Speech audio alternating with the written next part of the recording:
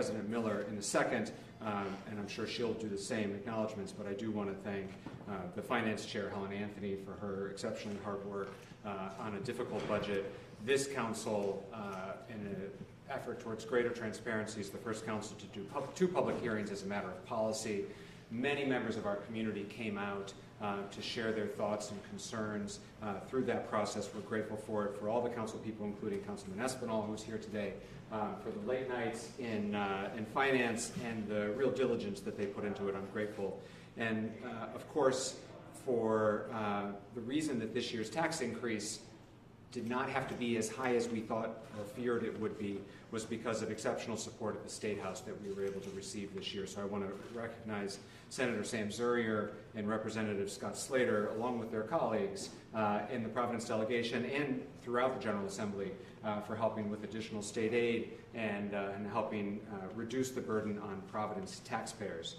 Finally, I want to acknowledge and thank every city department had to make real sacrifices, had to give up cuts this year, but it all comes together through the hard work of our finance department. And so the finance team every year spends many, many late nights. They start the process in the fall, and then they spend all spring with Helen and the rest upstairs on the third floor. And so the city's Chief Operating Officer, Courtney Hawkins, who oversees the process, thank you, Courtney, our Budget Director, Crystal Lindberg, Sarah Silveria, the Finance Director, and Larry Mancini, the CFO, all worked so hard, and again, all of my other colleagues here in city government.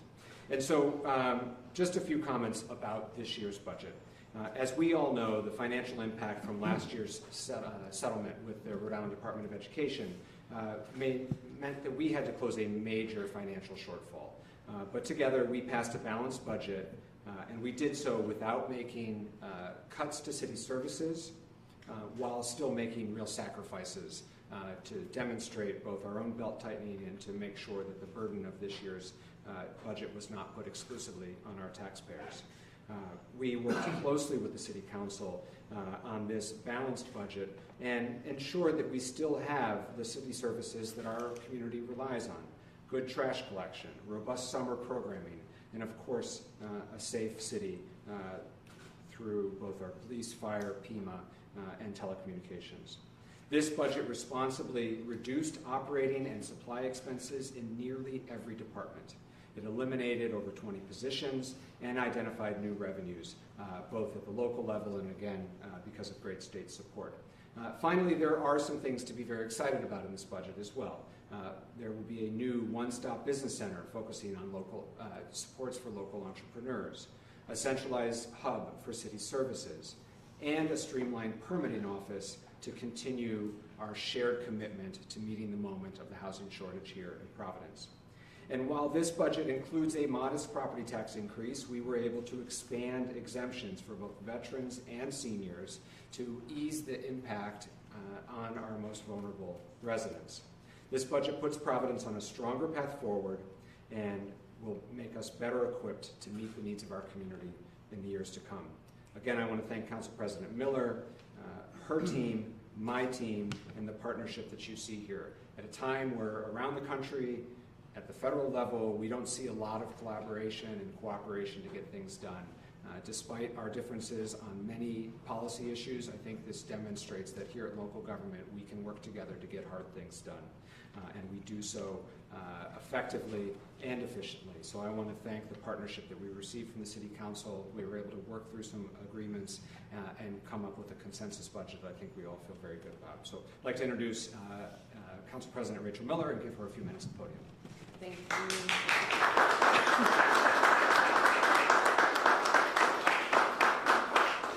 Thank you, Mayor Smiley. Thanks to everyone for being here today. As we know, today marks the end of a process that began 12 weeks ago with the budget presentation, and I can speak for everyone when I can say it feels like longer than that. It bears repeating that this was an exceptionally tough year. Home evaluations have seen massive increases. Rent continues to go higher and higher, and working families are trying to keep up with the cost of living that only goes higher. On top of it all, we were faced with the added difficulty of making up for decades of underfunding our schools in just 1 year. So the task before us as we entered this process was monumental. There weren't any quick fixes or easy answers. And the budget required difficult decisions. Mayor Smiley spoke to some of them, where every department really had to look hard at the resources they had and the resources they were using. We protected core city services, we avoided cuts, and we did so without unfair increases that would affect renters, and mom and pop landlords. After more than 3 months, over a dozen finance committee meetings, hundreds of hours of fine-tuning and negotiations, many late nights, amendments in committee, and finally 2 passages by my colleagues, I am so grateful to be able to say that we accomplished those goals. Thanks to the incredible work of our staffs, both the mayor's staff and the council staff, the finance team of the city, I echo and share my thanks. Our city council staff, our chief of staff June Rose is here today, and especially members of the Committee on Finance led by Chairwoman Anthony and all of the council members who joined those meetings night after night, including Majority Leader Espinal, and thanks to our partnership with our leaders in the General Assembly. Thank you, Senator Zurier, thank you, Rep. Slater, and Rep. Kislak, people who really stood up for Providence and made sure that we were getting more revenue into our city. This budget, while not perfect, represents a fair and balanced solution to our city's financial challenges. We received a budget that saw, back in April, that saw some big increases for some minor decreases for others, and minor increases for others. For example, single-family homeowners, we're looking on average at the proposed budget, we're looking at an average of a 4% tax increase, while multi-unit owner-occupied homeowners, think like the triple-deckers that are all across our city, were faced with a potential 16% average increase over last year. And the council evened that out. We were able to work together thanks to a variety of collaboration points. We were able to work together to even that out so that all owner-occupied properties have a modest increase. No one is proportionally burdened, and we are not impacting renters in a significant way. And I just want to say this is how it should work, right? As elected officials, it's our job to assess the facts before us, hear from residents about their needs and concerns, and ultimately make those difficult decisions about how to strike the balance. I want to thank everyone who came to a hearing or community meeting. I want to thank Mayor Smiley for going on the road with the council and having meetings in neighborhoods across the city. But this budget reflects the input from residents, whether they showed up at a community meeting, came to a hearing, sent an email. It truly is a collaborative and reflective process. This process worked, and this budget works for Providence. So thank you to everyone in this room who played a role. Thank you for getting this done, and thank you all for being here today.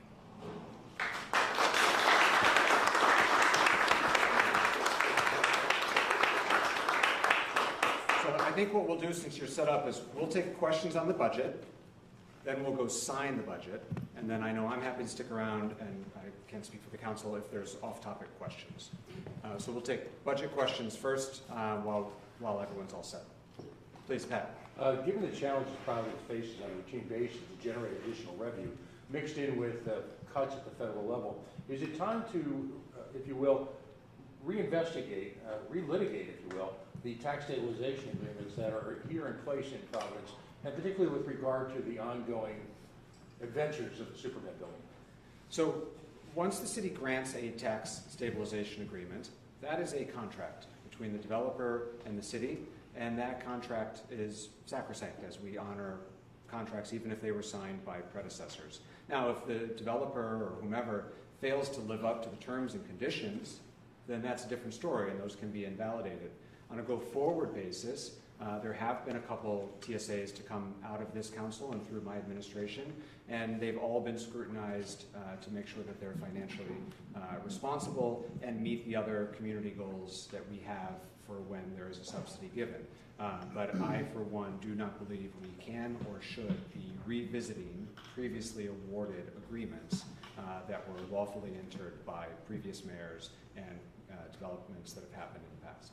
Quick follow-up. I'll add 2 things to that. One, I have the full confidence that we are scrutinizing any proposed deals at a higher level, both in the mayor's office and in the council, than ever before.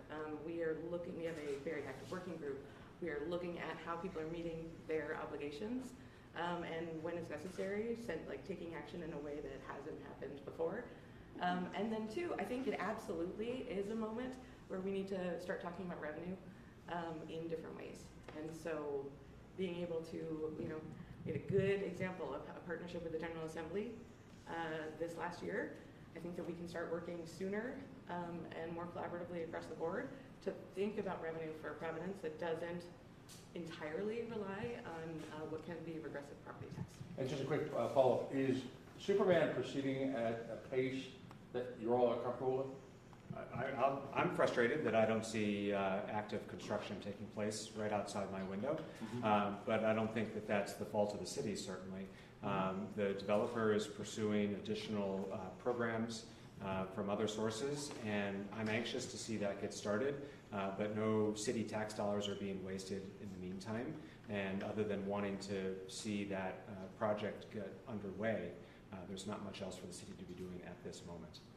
A couple of city councilors and residents brought up pilot agreements throughout the budget process and going back, and I know we just talked about renegotiating, relitigating, but looking at the deals that you already have and then looking at future deals, is that something that you would consider doing in the upcoming future? Yeah, again, and so, I hope you appreciate in moments like this that the president and I don't always speak with one voice, and so I want to give her a chance to do the same.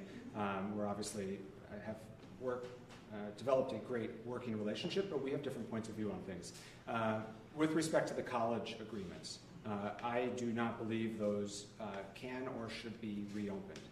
And personally, quite grateful that we finished that when we did, because I'm certain that if we were in negotiations with the private colleges today, given the changes in the federal landscape and the new financial pressures that they're under, that their offer would be far less than what we were able to sign 2 years ago. I think that is as good a deal as we could have gotten at the time, and certainly a better deal than we would get today. With respect to the hospitals, as I've said many times before, I'm not satisfied with where we are with the hospitals. That they are also in a moment of great fluctuation in their industry, but I don't believe their payments are fair and equitable to the city, which is why with Lifespan, or now Brown Health, we signed a short-term agreement so that we weren't locked in for the long term.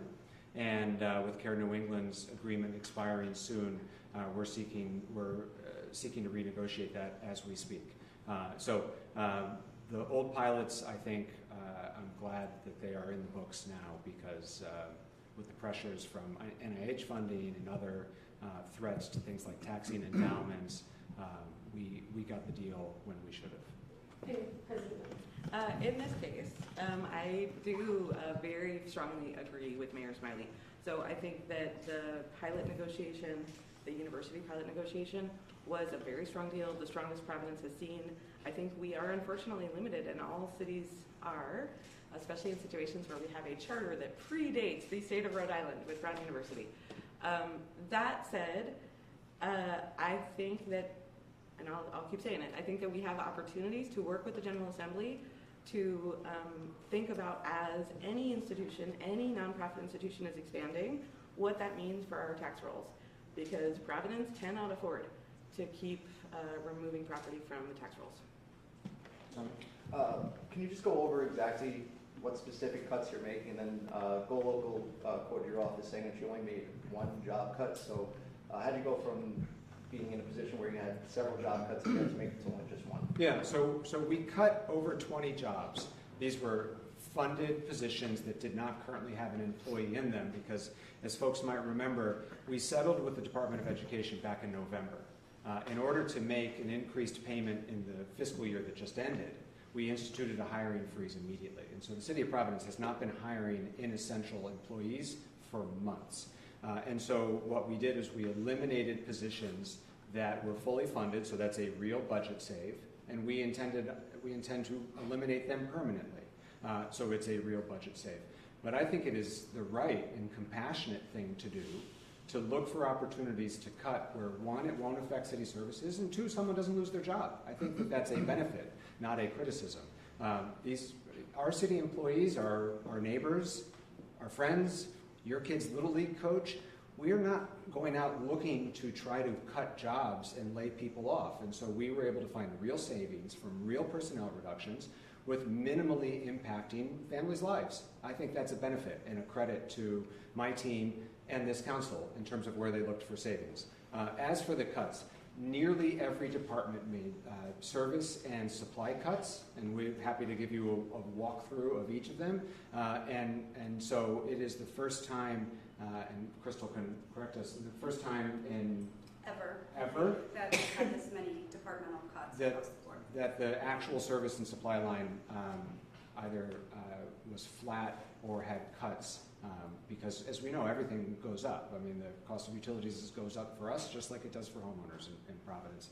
The cost of fuel goes up for us just like it does for everyone else. And so for us to be able to keep the total rate of growth for this budget at 4%, when we're still giving raises and we're paying inflationary costs just like everyone else is a real accomplishment and real sacrifice. So what, just specifically, like what city services will people feel the most or notice the most in this budget? The goal was that they would notice almost no changes. Now, what that means is that many of our city employees are going to have to make do with less, and you're going to have offices being expected to produce the same amount of work with fewer employees. And so we know that that's a sacrifice. And we've got many department directors who are here in the room with us today, and they're going to have to manage their staff appropriately to do so. But our hope is that city residents don't see a decrease in services. Can you just talk about tax bills and Yes. the details on grace periods and everything? Great. Yeah, this is very important for residents to know and taxpayers in Providence to know. So obviously we are signing this budget late. We should have signed this 2 weeks ago. And so as a result, effective today, you can come in to the city tax collector to pay your bill if you're anxious to do so. This week, your bills will be available online. And that's clear on how to follow that process through the tax collector's website. Your bill will be available online. The bills are being sent to the printer this week, and depending on exactly how many days the mail takes, people will start to receive their bills in the mail next week. There is a grace period that we have extended given the delay in passage. So the grace period for the first quarter payments goes through August 20th. So taxpayers have until August 20th to make their first quarterly payment. You should expect your bill in the mail next week, but if you'd like to see it, it will be available online this week. And what about for disputing anything with the bill? Yeah, I was going to say one addition for anyone who is considering disputing still their evaluation. It is really important that folks pay their first quarter taxes as a part of that process, and I've been sharing that with residents repeatedly. Yeah, you lose your appeal rights if you don't make your first quarter payment. And so you make your first quarter payment, you file your appeal. Instructions on how to appeal are in your tax bill that you'll receive in the mail next week. And then if you go through the process and you're successful, that will get credited against future payments. But you have to be current on your taxes in order to appeal. And would that include getting the proper exemptions that you might be qualified for? So if you are eligible for an exemption, you should come into the office. That's not considered an appeal, but you have to come in and apply for your exemption. If you've had exemptions in the past, you don't need to reapply. This is a one-time application. But if you didn't know about them and you're eligible for them, come into the tax assessor's office. If you, for example, just turned 65, come in and apply. Once you do that the first time, you don't need to come back and do it again. And with the increased value of the exemptions, and if you've already been receiving them in the past, you will automatically receive the higher exemption. Just going back to the cuts on the jobs that weren't being Yeah. filled, so just how does that affect the savings overall for the city? And you mentioned the hiring freeze too, so does that hiring freeze come off at some point now? So effective with the passage of this budget, we have lifted the hiring freeze because the total authorized funded positions has shrunk. So the positions that remain are now budgeted for and planned for and are incorporated into our projections for running a balanced budget in the year that's now beginning. Employees or individuals seeking employment with the city will start to see postings available on the city's website in the weeks to come. And again, the old positions that were fully funded are now permanently eliminated, so those jobs will not get posted. So that's where the savings came from. That's where the savings came from. And I just want to emphasize too, Mayor Smiley and the council share a philosophy of, we enjoy a high level of service throughout the city of Providence. And so it's important to keep that level of service high. It's important to keep the people and departments working to ensure that. And I think that was a shared philosophy throughout the budget process that I'm grateful for. Let's sign this budget.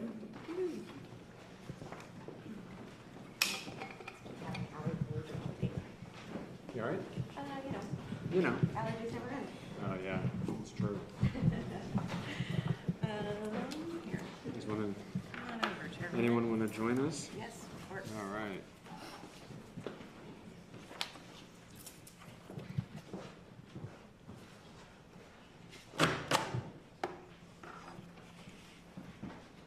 Who knows the date? 7:15.